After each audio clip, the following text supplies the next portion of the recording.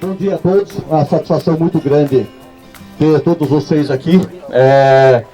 Uma coisa diferente esse ano, bastante gente nova, a gente conhece um pouco do mundo da fruticultura e hoje uma coisa que eu comentei com o Valdir é que tem bastante gente nova aqui, que eu acho que está em busca de novas oportunidades, de novas opções de cultivo dentro das propriedades.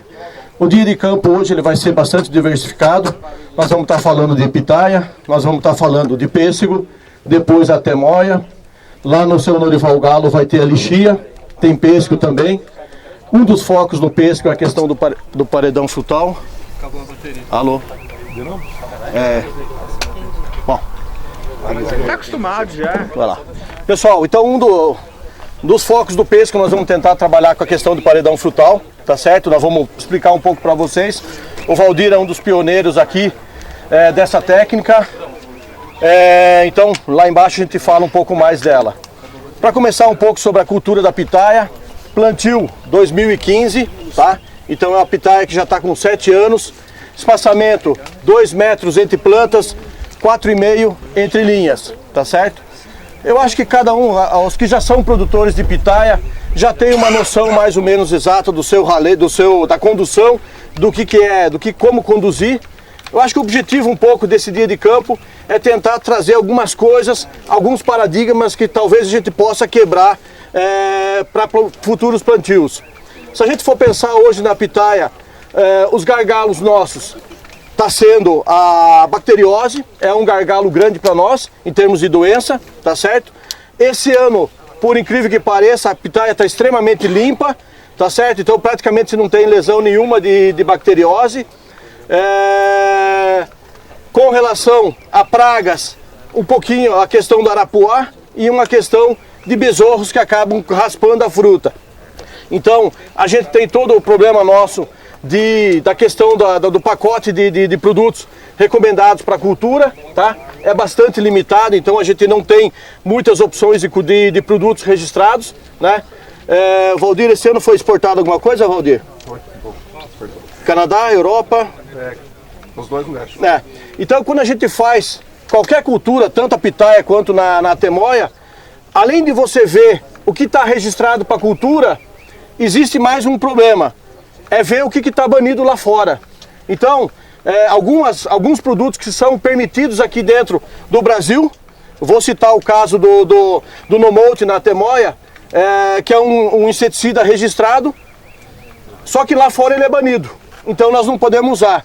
Assim a mesma coisa com a pitaia. Então nós temos que tomar muito cuidado o que a gente vai usar, o que pode ser utilizado a nível de Brasil e se ainda ele é registrado, se ele não é banido lá fora. Na Europa, como é que funciona? Você tem as substâncias aprovadas e as substâncias não aprovadas. Ponto. Ou ele pode ou ele não pode. Não tem a questão do registro para cultura. Então lá ele é registrado por alvo. Então é muito mais fácil de trabalhar. Só que assim como tem os produtos que não são aprovados. Então o imidacloprid, que é muito usado aqui no Brasil, né? Lá fora ele é banido. Então, por mais que ele seja registrado para cultura aqui no Brasil, se você pensa em exportar, você já tem que ter você tem essa restrição, você não vai poder utilizar ele. Então tem essa preocupação. Essa pitaia, o Valdir, eu acho que uma das coisas que a gente começa a pensar hoje, depois de alguns anos de cultivo, essa cultura foi conduzida a 1,80 m de altura. Ele já fez uma poda agora, nesse primeiro semestre ele fez uma poda para tirar os cladódios muito de baixo e agora ele vai fazer a segunda poda para tirar os cladódios muito altos de cima, tá certo?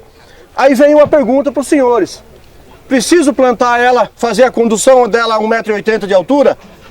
Por que não 1,5 m, 1,60 m? É muito mais fácil de trabalhar, a quantidade de cladódio que você tem aqui é exagerada, é absurda, né?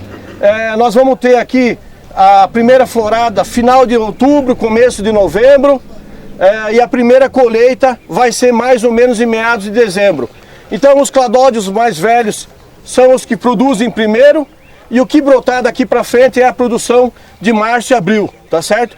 Então se a gente começa a olhar hoje essa cultura, tem uma dificuldade no manejo dela, na condução dela, que a gente começa a questionar um pouco. Precisa ser tão alta?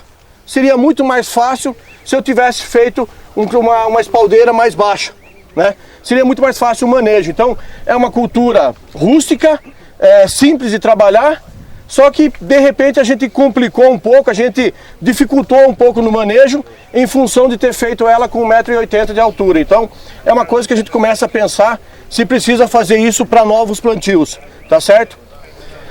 Um outro gargalo com relação à pitaia. Se vocês perguntarem de variedades, Royal Red, Boreal Red, Paloura, que é a amarela, você tem N variedades. Eu fui visitar um produtor que ele descartou 23 variedades para chegar na variedade ideal que ele queria, tá?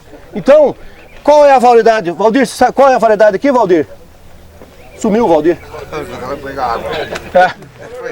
Acho que você fala e ele que seca a garganta. Não, eu tenho água aqui, Valdir.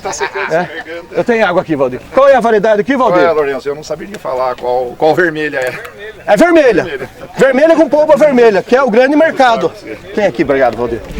É vermelha com polpa vermelha. Então, esse produtor que nós fomos visitar no Paraná, ele descartou 23 variedades materiais. Vamos falar assim, que ele pegou um pouco num, pegou um cladó de outro, pegou outro lá, para chegar hoje no que ele gosta, no que ele gostaria. Então, sorte daquele, é difícil de falar a palavra sorte na agricultura, nós temos que tentar fechar da melhor forma possível, nós não podemos contar muito com esse item sorte, né? Mas cada um tem a sua variedade, fala que é mais redonda, que produz. Eu acho que o que você tem que pensar hoje, antes de começar a cultura, o cultivo da pitaia. Primeiro, qual é o teu mercado? Vermelho com polpa vermelha ou vermelha com polpa branca? Hoje, normalmente, o mercado quer mais a vermelha com polpa vermelha. Segundo ponto, alto fértil ou não alto fértil? Esse mata a questão. Se você pegar uma variedade não alto fértil, você vai ter que trabalhar com polinização cruzada. Você vai ter que fazer polinização. Choveu na florada, ferrou. Você perde aquela florada. Nós temos que lembrar o seguinte. Primeira florada, final de outubro, é uma planta de dias longos. Então ela precisa de horas de luz. Primeira florada, final de outubro, novembro, conforme o ano. Segunda florada, talvez dezembro. Terceira florada, final de janeiro, fevereiro. Quarta florada, março, abril. Quinta e última florada, conforme a região, maio, tá? Quer dizer, se você perder uma florada de uma variedade não alto fértil, você perdeu 20% do seu potencial produtivo. Se ia produzir 20, você já vai produzir menos, tá? Então, cada florada que você perde, você tem que lembrar que são 20% a menos da sua produção. Então, essa questão de ser uma variedade alto fértil ou não, é muito importante. Variedades alto férteis, elas têm um bom pegamento. Eu tenho variedades, por exemplo, na minha coleção, 25 flores, são 25 frutas. Totalmente, o pegamento é fantástico. E tem variedades que você tem 25 flores, talvez uma ou duas frutas, conforme a condição que você teve no momento da florada. Então, esse é um ponto bastante importante para você pensar no cultivo da pitaia. Então, primeiro ponto, a questão da altura da espaldeira, que você vai estar formando antes de fazer o plantio. E o segundo ponto é a questão de que variedade, que tipo de mercado que vocês vão querer trabalhar, né? Que eu vou querer trabalhar em relação ao mercado. Então esse é um ponto bastante importante também. Na parte de manejo de pragas e doenças, a gente já falou um pouco. Na parte de adubação, também é um cactus, uma planta muito rústica, gosta muito da matéria orgânica, você trabalha muito com matéria orgânica, um excelente resultado trabalhando com matéria orgânica. O Valdir faz um trabalho um pouco mais além aqui, né? Então, assim, além da matéria orgânica, ele ainda faz adubação química, né? Mas assim, você começa a olhar quanto que eu preciso de cladódio numa planta dessa. Qual é o limite, né? Quanto que eu preciso de produzir. Nós temos pitaias produzindo 10 toneladas por hectare e tem pitaia produzindo 40 toneladas por hectare. Então, está em função do quê? Primeiro, alto fértil ou não, pegamento. Segundo, a característica da variedade. Então, pelo que eu entendi, quanto mais cladódio tiver, se você botar comida para elas, elas vão produzir. Se você não botar comida, pode virar ramo ladrão, é isso? Não necessariamente. Você tem que, assim como a pitaia, você tem que buscar o equilíbrio. Que nem aqui, o Valdir já tirou o excesso que estava embaixo. O excesso de cima, ele vai tirar também. né? Então você não precisa de muito. O problema é quando você faz um excesso de adubação, você tem que tomar um pouco de cuidado, é você... fértil, né? Não, e a planta, ela tem um lado reprodutivo, produção, e tem um lado vegetativo. Se você começa a trabalhar com muita adubação nitrogenada, você vai estimular muito o lado vegetativo da planta. Cladódio, cladódio, cladódio. E não é isso que você quer. Você tem que ter cladódio, mas você tem que ter produção também. Então ela tem que brotar na hora certa. Teoricamente, agora, de agosto, setembro, até início de outubro, é o momento que ela vai soltar cladódios. E depois ela tem que dar uma brecada para soltar a próxima florada. Senão você fica só vegetando, vegetando, vegetando. E outro ponto também. Quanto mais nitrogênio você vai jogar, mais tenro vai ser o seu cladódio. Deu um vento, deu alguma coisa, vira porta. Toda bacteriose, ela precisa de uma porta de entrada. Então, um machucado, um raspado, tem espinho. Se for um lugar exposto ao vento, você vai ter muito problema de bacteriose. Então, quanto mais nitrogênio você tiver, mais tenro vai ser o seu cladódio, maior vai ser o problema seu com bacteriose também. Vocês estão esperando uma produtividade de quanto aqui por hectare? Vocês têm ideia? Esse ano pode chegar uns 30. Pode chegar uns Passou 30? de 20 esse ano, porque está em formação ainda, né? E para quem está começando? Demora quanto tempo para produzir a primeira produção? 2 anos. 2 anos de primeira começa a produção produzir, já. E uma média de quanto por hectare? Você tem ideia? Não, no começo é pouco, mas ele forma rápido o pé. Fala o que, Valdir? Primeiro ano, umas 10 flores. Segundo ano, 10, 15 flores é o primeiro ano de produção, né? Que vai ser 2 anos e pouco. O segundo ano, você vai aí para 25 flores. Depois, você vai para 50. E aí você vai aumentando. Quanto mais cladódio você tiver, maior vai ser a sua produção. Tá certo? Obrigado. Oi, Jaime. Em relação à pitaia, o grande problema nosso, o que é? É quando todo mundo começa a produzir, o mercado enche. Sim. Tá? Então, tá em todo lugar. A flor tá todo mundo. Se derrubar as flores da flor de janeiro, será que ela vai ter produção em abril para poder pegar um preço melhor? Ou você acha que não? Não, Jaime, porque na verdade... Deu certo? Vocês querem que eu carregue também ou não? Pendura na mochila. Tá bem coloridinha a caixinha de som. Jaime, eu não sei. Eu acho que é mais fácil a gente pensar o seguinte. Outro desafio que você tem que começar a pensar. Iluminação artificial. Como é uma planta de dias longos, né? Será que se eu colocar alguma iluminação artificial vai adiantar? Isso tem gente pesquisando já para ver se consegue. Se você conseguir adiantar uma florada, ou a tua região é propícia, putz, eu tenho uma região um pouquinho mais quente, esquenta um pouco mais rápido, mais incidência de luz, eu vou conseguir sair um pouquinho antes que todo mundo. Eu acho que se você tirar uma safra bem antes, talvez você pode descartar o resto da tua produção, porque se você acertar numa safra de pitaia, você sozinho no mercado, você vai se dar bem. O que o pessoal tem feito de trabalho, Jaime? Como é uma planta de dias longos, todo mundo floresce na mesma época e todo mundo colhe na mesma época. Trabalhar com figroconservação. Só pra, tecnicamente, a pitaia ela vai alternando entre grande produção e baixa uma florada grande e uma florada pequena. Eu já fiz isso. Se na florada pequena ou na grande você tira, a próxima florada que seria menor vai ter mais volume. Consequentemente o mercado tem menos fruta, você ganha mais. É a única diferença. Você pode podar, você pode estressar, você pode quimicamente. Como ela age por foto período, todo mundo vai estar igual. Não tem, é muito difícil você mudar isso. É quimicamente ou por poda. Vietnã faz muito poda na ponta do cladódio para que, como você faz qualquer alporquia, para que volte o nutriente e ela produz. Não funciona, eu já tentei, pelo menos na minha experiência não funcionou. Vai estimular mais a emissão de cladódio, só isso. Então no meu nem isso fez. Para minha opinião, nem isso fez, né? Na minha experiência. Então você tira uma florada, consequentemente a próxima a planta vai descansar, vai estar mais. E aí você pega o mercado em baixa e aí você tem uma florada alta. Sim. Acho que essa seria uma alternativa. Essa questão da retirada do cladódio nós fizemos aqui em Jarinu, tem uma produtora que é nova, e nós fizemos tiramos 5, 10 centímetros da ponta do cladódio, uma área em formação, e com isso a gente aumentou bastante a formação de cladódio, com o objetivo de tentar aumentar a colheita no primeiro ano. Mas eu falo de produtividade. Não, produtividade já é outros 500. Você pega o cladódio, você corta aqui e deixa só o tronco principal. Como você faz o anelamento da porque você tira o floema e deixa só o xilema, Sim. correto? E aí você teoricamente seria estimulando. Tem estudos no Vietnã que falam que eles estimulam assim para tirar fora de época. Mas aqui é foto período, porque você pega a Bahia tirando antes, né? Sim. Não fazendo nada. E aí Quase o ano inteiro. Assim como o maracujá. Até essa giberela ele tentou.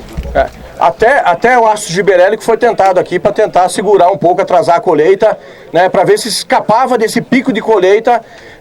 A intenção era tentar atrasar aí 20, 30 dias na colheita e fugir dessa maior oferta de mercado. Infelizmente, o ácido gibberellico para a pitaia não funcionou. Talvez seja um ajuste de dosagens. São coisas que não tem pesquisa sobre isso aí, né, que a gente tem que ir ajustando a dosagem. Então, a dosagem que nós utilizamos, que normalmente funciona em outras culturas, para a pitaia não segurou a colheita. Tivemos que colher mais ou menos na mesma época, tá certo? Uma experiência que funciona para atrasar, tem um produto que chama Retard, que retarda a produção de etileno. Consequentemente, você retarda a maturação. Você retarda até 15 dias a 20 dias, dependendo da época, dependendo de chuva. Aí você sai do pico da produção também. Isso funciona. Você chegou a usar o hold? Não? Seu Norival, não lembro se o seu Norival usou o hold? Eu já usei. Funciona muito bem. Cadê o Norival? O hold? O retard e o hold? Eu usei o retard e usei o hold. Os dois. Esses dois produtos são inibidores de etileno. Né? Quem faz o processo de maturação, quem promove a maturação é a maior concentração de etileno. Então, com esses produtos você acaba segurando um pouco a produção de etileno pela planta e consegue trabalhar aí 15, 20 dias a mais atrasando a colheita, tá certo? Então tem esse aspecto também. O problema é que às vezes, Lourenço, ela engranou, chegou no ponto fisiológico, se faz um tratamento com um produto desse. E está no ponto fisiológico, mas não tem cor. Só que a pitaia tem um problema. Aí chegou no ponto fisiológico, não colheu, ela estoura. Desculpa, Valdir. Que história que você fala, racha? Ela abre o umbigo da florada. Isso alguns atribuem a característica varietal também. Essa maior propensão a rachar ou não. Tem algumas variedades que estouram menos e outras variedades que estouram mais. Mas você tem que colher naquele ponto adequado, mesmo trabalhando com cálcio foliar, trabalhando com alta concentração de fósforo, de cálcio no solo, boro. Algumas variedades tem a roxa de Belém, que eles falam que estoura muito. Alguns chamam ela de Costa Rica, né, que estoura bastante. Então, você tem que acertar o ponto de colheita também, para que você não tenha muito desse problema da rachadura na parte final da fruta. Tá certo? Valdir, bacteriose, né? Você está contando com o que aqui a bacteriose? É só no oxicloreto de cobre. Viu? E a gente faz pouca aplicação também, porque no período que está produzindo, a gente procura não aplicar. Então a gente aplica antes agora, né? Já faz um bom tratamento. Né? Tentar trazer a planta mais limpa possível de bactéria, né? Com o oxicloreto. E para que quando tiver na época da produção, não está usando nada. Mas veja bem, com período seco desse também não tem nem problema com isso, mas por desencargo de consciência a gente faz um programinha aí, faz algumas aplicações agora, entendeu? Para já ficar já preventivamente tratada, né? E como o Lourenço falou, né, essa planta aqui, na verdade, está com 1,5 m. Se vocês for olhar a altura da cruzeta no poste, é 1,5 m. Que é o que a gente achou que fosse ideal quando a gente implantou essa lavoura. Mas é muito alto, viu? Acho que dá para questionar a parte de altura, acho que tem que abaixar um pouco mais. Eu acho que talvez 1,30 m estaria bom, porque ela acaba dando fruto por cima, fica difícil de colher. Então você tem que procurar ser mais baixo possível para que faça a colheita tudo do chão, sem usar escada, sem nada, né? E na parte de nutrição ela aceita muito bem, bastante orgânico, viu? Pode ser esterco de curral, pode ser outras fontes de orgânico aí, né? Mas bastante orgânico, tem que ter uma irrigação também. A turma fala, não sei se precisa não, mas precisa, a gente já viu isso, entendeu? E a gente usa, né, além disso, alguns foliares também para ajudar na época da frutificação, para melhorar sabor, porque são dois os fatores limitantes. Além da cor vermelha, de polpa vermelha, que o mercado exterior prefere, dá preferência, ela tem que ter sabor também. Porque muita gente fala, pitaia aguada, mas se fazer um bom trabalho nutricional dela, ela melhora bem também a questão de sabor, entendeu? E tamanho. Precisa ser pelo menos de 500 a 600 gramas para cima também, né, para poder fazer uma exportação, né? Tem que ter uma boa qualidade, um bom visual, e além disso o sabor. a gente, né, já tentou assim na questão de frigorificar ela, mas se ficar mais ou menos 15 dias, 12, 15 dias na câmara, ela já perde um pouco a beleza dela, entendeu? Então, esteticamente, para exportação já não fica muito legal. Atende ao apelo do mercado interno, porque, né, é como uma maré, né, vem um forte da produção, daí uns dias está faltando, o preço sobe, não tem no mercado, então frigorificar, guardar para o mercado interno até que uma boa, para exportação, já é um mercado mais exigente, fica um pouco mais complicado. Ô Jaime, assim, com relação a cobre, né, a aplicação de cobre, você tem essas três opções. Pode ser o oxicloreto de cobre, aí tem a questão do registro da cultura, tem a questão do hidróxido de cobre, Supera, Cosaid, também tem a questão do registro para a cultura, e uma terceira opção que é a pasta fúngica, cal, cobre, zinco, você faz essa pasta fúngica e esfrega na lesão maior, né, e esse é quando está um pouquinho mais atacado, a pasta fúngica funciona bem. Quando está condição climática favorável, agosto, setembro agora, começa aqueles dias de vento do mar, que machuca, que dá essa porta de entrada, aí é mais fácil, é o que o Valdir falou, 2, 3 aplicações com oxicloreto ou hidróxido de cobre, às vezes é mais fácil, tá? Ou a calda bordaleza mesmo, tá ok? Para quem pensa no orgânico. Você está falando negócio de rachamento, aquela minha lá de cima, que eu tenho Tá. um pouco de vermelha dela, aquela toda racha, é uma variedade que racha. As lá de baixo não tem rachamento. Não tem. Então é questão de variedade mesmo. É difícil a Ela gente... produz muito bem, muito bonito os frutos, mas racha. Uma porcentagem das frutas você perde no rachamento. É difícil falar, sugerir de variedade. Hoje você vai falar de variedade, quais são as duas? Royal Red e Boreal Red. São as duas que o pessoal considera que são as tops, que são vermelhas com polpa vermelha. As duas são alto fértil, as duas produzem muito bem. Agora, vai ser a mais adaptada para a sua região. Nós plantamos no norte do Paraná a Orejano, né?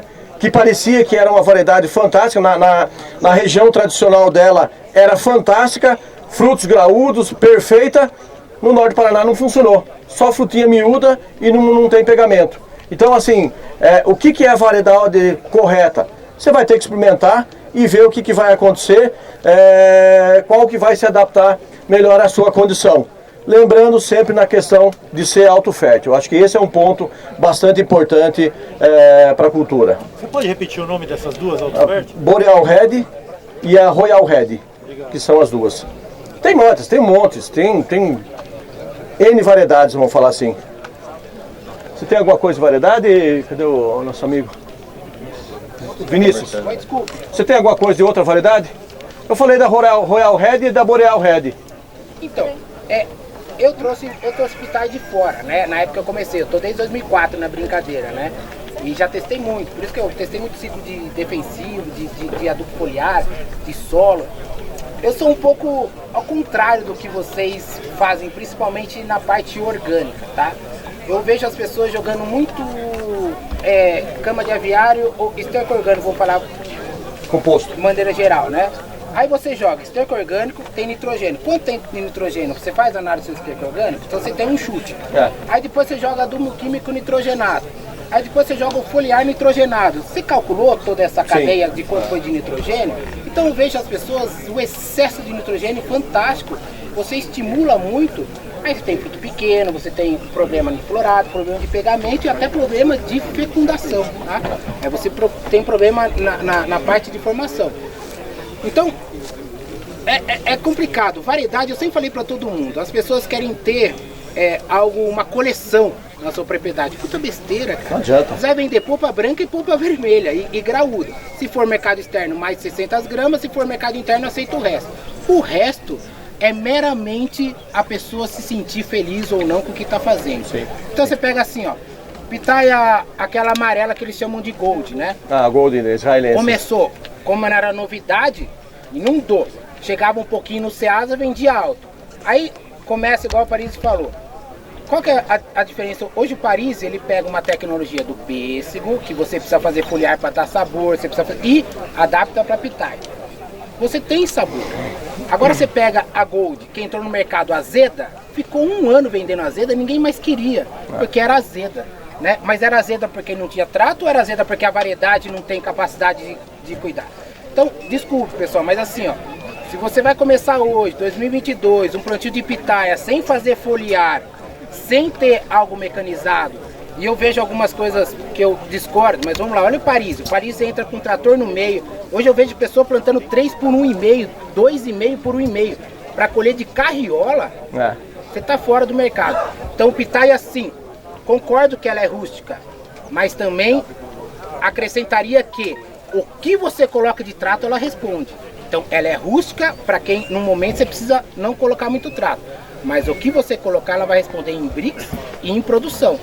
Então essas são as coisas que a gente colocar. Agora, o quantidade de variedade, vamos lá, eu tenho 1000 plantas, eu vou ter 200 plantas de cada variedade? Não. Só me arrebenta para colocar no mercado. Sim. Então tenha 3 ou 4 no máximo, eu cheguei a ter 6, né? Hoje eu brinco que o que te interessa é calibre e coloração de polpa.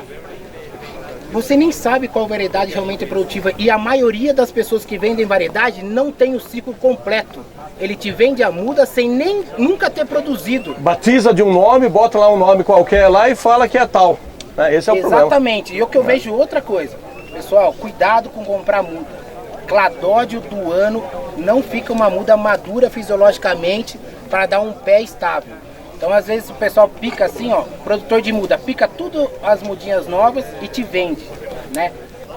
Pra mim, o que mais funcionou pra mim é muda que já produziu. Aí você tem uma muda madura fisiologicamente e vai. Então as pessoas procuram preço. Eu também vou vender muda de R$2 com a brotação. Eu pego um pé desse, eu faço 1000 mudas. Tem gente que tá ganhando mais dinheiro vendendo cladódio do que com a produção da pitaia. Lógico, mas aí ninguém vai no produtor e vê o quanto ficou viva depois de um ano e o quanto realmente produz depois de 5 anos. Então cuidado, veja quem fechou o ciclo. Hoje acho que o Paris é o segundo ano que está fechando um ciclo completo, se eu não me engano, acho que é isso. Então esse é o ponto. E o desenvolvimento dele é diferente dele que fez um pé um pouquinho mais espaçado. Então cada um tem. Agora mecanizar e pulverizar com adubo foliar. E essa história que pitaia não dá praga, eu te conto mais de 15. Então essa coisa que pitaia rústica, não dá praga, não dá, é uma grande mentira aqui. Uma monocultura pressiona o ambiente, depois de 5, 6 anos, é um abraço. Aqui ainda estamos nessa fase inicial ainda que tá tranquilo ainda. O que o Vinícius quis dizer, eu acho que é um ponto bastante importante, a questão da adubação orgânica. Se você pega um esterco de galinha poedeira, você vai estar falando aí de 3,5% de nitrogênio. É pouco? 3,5 kg para 100 kg. Só que se você joga quilo, 1.000 kg por hectare, são 35. Só que se você joga 10 mil kg por hectare, você está falando de 350. Então, assim, esse nitrogênio ele é pouco na composição do adubo orgânico. Mas conforme a quantidade que você vai jogar ele no solo, ele pode se tornar muito e trazer um prejuízo bastante grande. Então, tomar um pouco de cuidado nisso daí. É uma pegada, por exemplo, você jogou adubo orgânico hoje, choveu 40 milímetros, você arrebentou sua planta, porque lavou tudo, infiltrou, tá na parte diluída, a planta absorve, porque é um cacto, o cacto absorve água. Teoricamente, para passar as partes, ele armazena água no cacto. Cara, você não vai ter produção, aí você ferrou sua florada. Então, toma cuidado. Eu fiquei 10 anos sem jogar 1 kg de adubo orgânico, só o químico, e fazia 200 kg ano planta de produção de pitaia. Então, é isso que a gente discute às vezes. Você já fez os dois? Já testou os dois? Qual que é o seu conhecimento? Só orgânico também não funciona, na minha opinião. De alta produtividade. Quais as variedades que você está lá? Puta, é o que eu mais respondo. Não sei. Eu comprei em 2004, ninguém tinha apelido. Então eu tenho Loceres undatus, eu tenho a vermelha com 3 variedades, uma mais grossa, e eu tenho a amarela colombiana. Mas aí eu não tô nessa, desculpe falar, é uma maneira de falar, não tô nessa modinha de eu comprei Royal Red, Royal Y, Royal X. Cara, eu peguei lá em 2000, 2002, 2003, então eu não consigo te falar, porque se eu te falar eu vou estar fazendo um chute e a gente não...